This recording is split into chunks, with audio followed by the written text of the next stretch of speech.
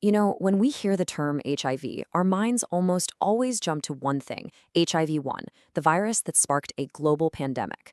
But what if I told you it has a lesser-known relative, HIV-2? For decades, it's been painted as this milder cousin, a less aggressive version. But is that the whole story? What if slower doesn't actually mean safer? So that's the big question we're really going to dig into today. We're going to look at the evidence, bust some pretty persistent myths, and find out why understanding the real difference between these two viruses is, quite literally, a matter of life and death. Okay, so let's get our bearings first. HIV-1, that's the global player, affecting around 38 million people. Now look at HIV-2, it's much, much rarer. We're talking maybe 1 to 2 million infections, mostly concentrated in West Africa. And right away, you can see how this huge difference in scale fed into this perception that HIV-2 just isn't as serious of a threat. Now, look, this reputation didn't just appear out of thin air. For a long, long time, the clinical evidence really did seem to suggest that HIV-2 was just, well, less damaging. So let's actually look at the data that built this whole milder myth in the first place. And boom, here's Exhibit A. This is from a major long-term study, and the difference is just stark. If you were left untreated, the average time from getting HIV-1 to developing AIDS was about 6 years. But for HIV-2, it was more than double that, over 14 years. This incredibly long asymptomatic period is really the cornerstone of that whole milder virus theory. And here's the biology behind that slower timeline. It's pretty staggering, actually.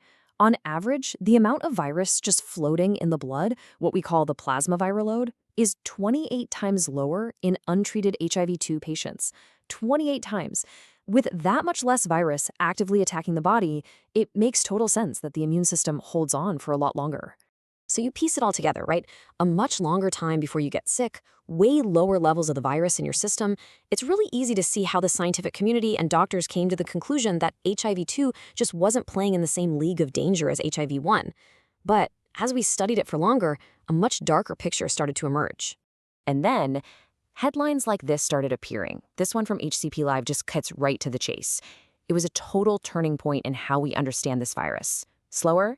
Yes, absolutely. But just as deadly? Whoa. Suddenly that whole initial story felt very, very incomplete. And this brings us right to the absolute core of what we need to talk about. It's not about the journey, it's about the destination. What actually happens at the end of that longer, slower road? The key phrase here, the one that changes everything, is without treatment. Because when this virus is just left to do its thing, a really grim reality starts to take shape. And specifically, it's when a person's CD4 cells, these are the generals of your immune system's army, when they've been wiped out past a certain point. And there it is. This is the finding that changes everything. Once that critical line is crossed, a CD4 count below 200, the game is over. The death rate for someone with untreated HIV-2 becomes identical to someone with untreated HIV-1. It's a shocking, sobering fact that just completely shatters that milder virus myth. Let's try an analogy to make this really stick. Imagine untreated HIV-1 is like getting on a 6-lane highway that goes straight to a cliff. The journey is fast, it's direct, and you know exactly where it's headed. Now, HIV-2, that's like a winding, scenic mountain path. It takes way longer, right? There are more twists and turns. But here's the thing. It ultimately leads to the exact same dangerous, perilous drop. Slower never meant safer. The destination was always the same.